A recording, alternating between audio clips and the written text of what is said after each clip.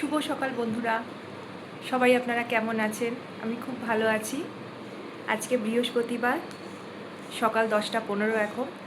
আমি যথারীতি স্কুলের জন্য এক্কেবারে রেডি হয়ে বসে আছি। আর 5-7 মিনিটের মধ্যেই বেরিয়ে যাব। আর সকালবেলা আমি ব্রেকফাস্ট করেছি, কিন্তু আজকে শরীরটা না একদম ভালো নেই। বিশেষ করে গতকাল থেকেই শরীরটা খুব খারাপ, খুব ঠান্ডা লেগেছে। আর ঠান্ডা লাগলে দেখবেন ভেতরে ভেতরে একটা খুব কষ্ট হয়, তার সাথে গলা ব্যথা হচ্ছে। সেই জন্য আজকে আর আমি টিফিন গোছাইনি। আমাদের এখানে একজন আছেন, খুব ভালো ফুড ডেলিভারি করে, তো তাকে আমি বলে দিয়েছি তিনি আমার খাবার স্কুলে পৌঁছে দেবেন। কাজেই আজকে আর টিফিন বক্স গোছানোর কোনো ঝামেলা সকালবেলায় ছিল না। আর একটু টাইম পাওয়া গেছে।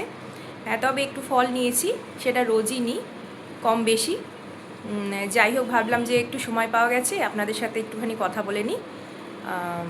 তো সবাই ভালো থাকবেন, সুস্থ থাকবেন। পরে আবার আপনাদের সাথে কথা হবে। এখন আমি স্কুলের জন্য বেরোই।